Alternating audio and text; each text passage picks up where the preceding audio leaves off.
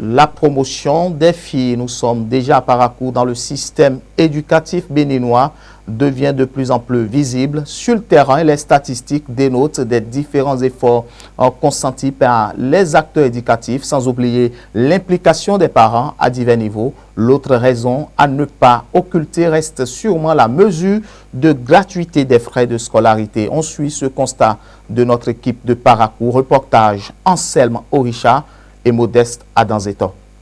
Depuis plusieurs années au Bénin, les filles du premier cycle sont exonérées des frais de contribution scolaire. Cette mesure de gratuité a été élargie au second cycle dans 20 communes du Bénin pour une phase pilote à compter de l'année scolaire 2023-2024. L'objectif est d'encourager la scolarisation des filles et de favoriser leur maintien à l'école. Les effets semblent déjà perceptibles, comme en témoigne l'accroissement du nombre de filles inscrites dans les établissements scolaires. C'est notamment le cas au collège d'enseignement général d'Okédama dans la ville de Parakou, où les effectifs des filles ont doublé au fil des ans. On a constaté vraiment une évolution positive et graduelle d'ailleurs, où il y a de cela 3 ans, si nous prenons la place là où nous sommes aujourd'hui au CG Okédama, on a constaté très bien que aujourd'hui on tourne autour de 1382 apprenantes. Et sur ces 1382 apprenantes, c'est qu'au premier cycle déjà, on tourne autour d'un effectif de 1005 par là.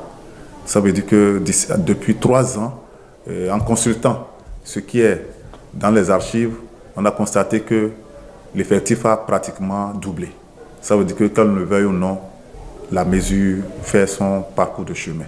La mesure de gratuité des frais de scolarité est très appréciée par les parents d'élèves qui se sentent ainsi soutenus dans les différentes charges liées à l'éducation de leurs enfants. Aujourd'hui, on peut constater plusieurs filles à l'école. Sinon, avant, les parents préfèrent envoyer même les filles faire bonne quelque part pour gagner quelque chose, rester à la maison, travailler à cause de la scolarité. Parce qu'ils comptent plus sur les garçons que les filles. Si l'État a pris l'initiative de diminuer vraiment ce côté de payer la scolarité des enfants, bon, pour les filles d'abord, vraiment c'est déjà quelque chose, c'est déjà un grand pas. Et ça, on apprécie ça beaucoup. Par ailleurs, face aux nombreuses difficultés rencontrées également par certains garçons, les parents plaident pour l'élargissement de cette mesure en leur faveur. Je vais aussi demander au gouvernement si c'est possible vraiment de l'étendre au niveau des hommes aussi, parce qu'on essaie d'écouter quelques jeunes. Manque de scolarité, ils n'arrivent plus à continuer.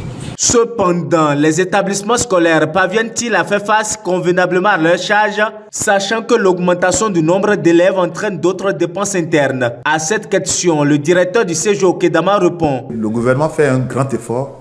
Parce que c'est vrai, à l'entame de l'exécution de la gouvernance et qu'on on a besoin des intrants pour pouvoir couvrir donc, les dépenses, surtout les dépenses de souveraineté.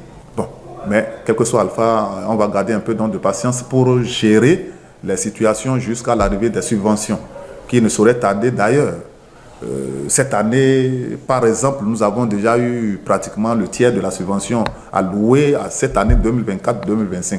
L'année passée, les années antérieures aussi, c'était le cas. Cela permettait donc de lancer les activités et de voir un peu à ajouter les frais de scolarité donc du sexe masculin, des garçons. Je pense que ça peut nous amener quelque part avant l'arrivée du reste de la subvention. Pour faciliter l'accès des filles à l'éducation, le gouvernement béninois a annoncé dans les années à venir l'élargissement de la mesure de gratuité des frais de scolarité au second cycle dans les 77 communes du pays.